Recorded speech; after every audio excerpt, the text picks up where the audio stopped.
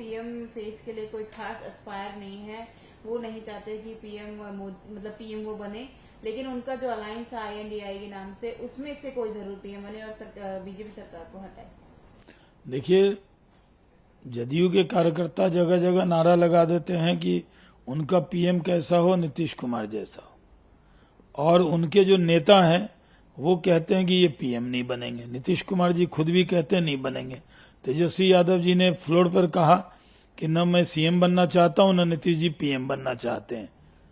तो ये इनके समर्थक हैं कि विरोधी हैं? हर पार्टी का नेता सोचता है कि उसका नेता कुछ बने, लेकिन प्रस्ताव किसने दिया है? ये तो नकार दें तब बात है। क्या महाराष्ट्र में जो बैठक होने वाली है वहां कोई उनको प्रस्ताव दिया जा रहा है कि आप प्रधानमंत्री बन जाइए? कोई प्रस्ताव है नहीं, लेकिन इनकार पे इनकार हो रहा है। भाई कौन बना रहा है जो आप मना कर रहे हैं? देश की जनता ने तो मन बना लिया है कि अगली बार फिर से नरेंद्र मोदी जी देश के प्रधानमंत्री बनेंगे, इसमें कोई शक की गुंजाइश नहीं है। लाल किले से भी ऐलान है कि अगली बार झंडा नरेंद्र मोदी जी फहराएंगे, और जो ओपिनियन पोल आ रहे हैं वो भी बता रहे हैं कि नरेंद्र मोदी जी फिर से प्रधानमंत्री बनेंगे, कोई दुनिया की ताकत रोक नहीं सकती। यानी धरती से लेकर चांद तक पूरे ब्रह्मांड में ये ऐलान है। तो क्या जो घमंडिया गठबंधन है उनको नहीं मालूम कि मोदी जी प्रधानमंत्री बनने वाले हैं? अब 2 सीट घटा लें या बढ़ा लें, इसके लिए वो मेहनत कर सकते हैं। लोकतंत्र में सबको कोशिश करने का हक है, लेकिन ये कहना कि नहीं नीतीश जी बनना नहीं चाहते, खंडन कर रहे हैं, इस दौड़ में नहीं है, तो भाई दौड़ में ला कौन रहा है? सर दिल्ली से 7 सीट से लड़ेंगे, मध्य प्रदेश और छत्तीसगढ़ में भी वो कैंपेनिंग कर रहे हैं, क्या बोलना चाहेंगे? देखिए, आम आदमी पार्टी तो पिछली बार भी सब जगह से लड़ी थी, बनारस में भी गई थी लड़ने, तो क्या हो गया? आम आदमी पार्टी की वर्ल्ड बुक ऑफ गिनीज में नाम होगा इनका, सबसे ज्यादा जमानत जब्त अगर किसी पार्टी की हुई है तो इन्हीं की हुई है। पिछली बार भी ये बिहार में लड़े थे, तो क्या हो गया? चिंता तो नीतीश कुमार जी को करना चाहिए कि उन्होंने अरविंद केजरीवाल जी को बुलाया, लिट्टी चोखा खिलाया, अब बिहार पसंद आ गया। अब उसमें से सीट मांग रहे होंगे, अगर गठबंधन होगा तो बंटवारा करेंगे। जितने दल को बुलाया वहां सब एक एक सीट मांगेगा, तो सीट तो 40 है, बुला लिया था 25-26 लोग, 18 लोग तो बिहार में गए थे, तो सबको एक एक सीट भी बांटेंगे तो 2-4 सीट पर ही जदयू आरजेडी लड़ने वाली है। तो उनको चिंता करनी चाहिए, हमें तो कोई चिंता नहीं है। हमें तो ये मालूम है कि बिहार के चुनाव में 40 में से 40 सीट नरेंद्र मोदी जी के नाम पर भारतीय जनता पार्टी जीतेगी, क्योंकि पिछली बार हम लोग 39 जीते थे। इस बार वो कसर भी पूरी करेंगे, 40 की 40 सीट प्रधानमंत्री नरेंद्र मोदी जी के झोली में डालेंगे। जी, सर इच्छा नहीं है, मैं अपनी कोई पर्सनल इच्छा नहीं रखना चाहता, मैं जाऊंगा जरूर और यूनिटी जो है यूनिटी बढ़ाने के लिए जाऊंगा। सर एक तरफ वो लोग मीटिंग कर रहे हैं, क्या लगता है जो इस मीटिंग में उनके जो आम आदमी पार्टी के जो अलायंस है उनके साथ वो आएंगे, या क्या रहेगा उनका पूरी मीटिंग का? देखिए, वो मीटिंग कर रहे हैं, कोई अच्छा काम करके तो सुर्खी में है नहीं। कोई उपलब्धि बिहार के बारे में चर्चा क्या होती है? एक तो होता है वहाँ हत्या हो रही है, अपराध बढ़ रहा है, और दूसरी चर्चा हो रही है कि मीटिंग कर रहे हैं जाके महाराष्ट्र में और घमंडिया गठबंधन बना दिया है, यही चर्चा होती है। और जब से कर्नाटक और हिमाचल में कांग्रेस जीती है, तब से जो साथ में लोग हैं उनको अंदाजा हो गया है कि कांग्रेस भाव देने वाली नहीं है।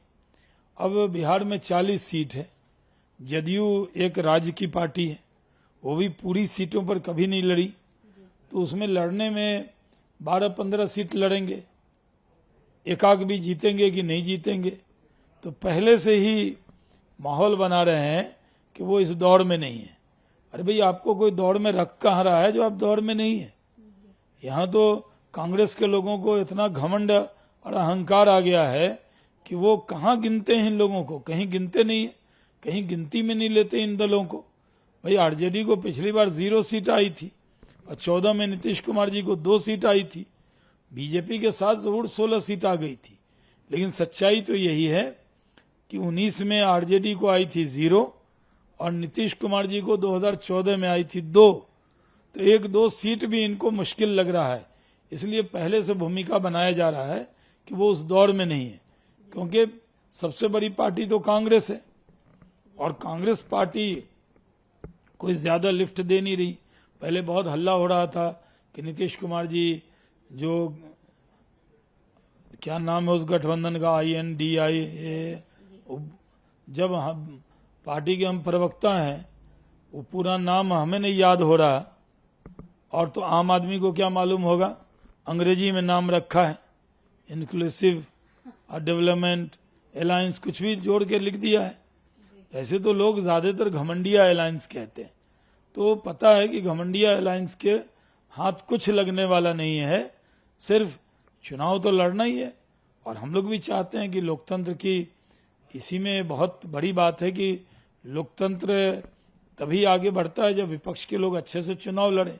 तो वो चुनाव लड़ें, लेकिन उनको भी मालूम है कि आएंगे तो मोदी ही, इसलिए पहले ही सरेंडर हैं ये लोग।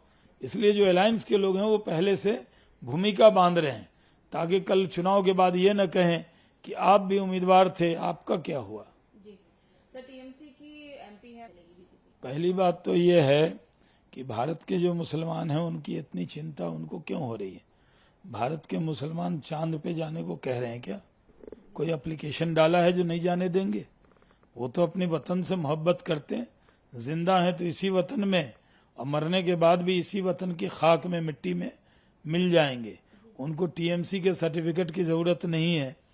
और वहां पर ये कहना कि चंद्रयान में जो को मुद्दा बनाएंगे चुनाव में, चंद्रयान को मुद्दा पाकिस्तान वाले नहीं बनाएंगे, क्योंकि वहां बैलगाड़ी से वो चंद्रयान पे जा सकते हैं।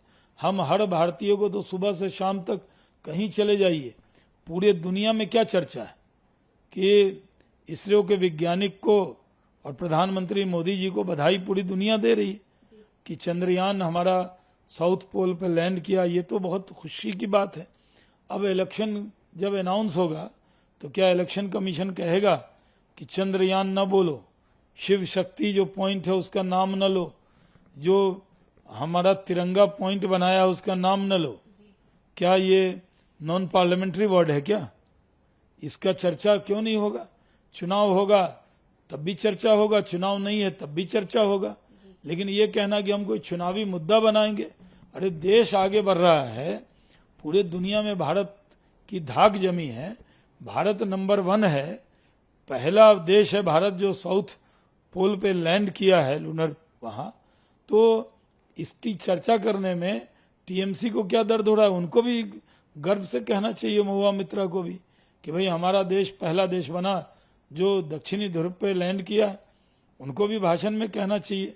मोदी जी को बधाई न दे तो कम से कम वैज्ञानिकों को देना चाहिए, देश को देना चाहिए।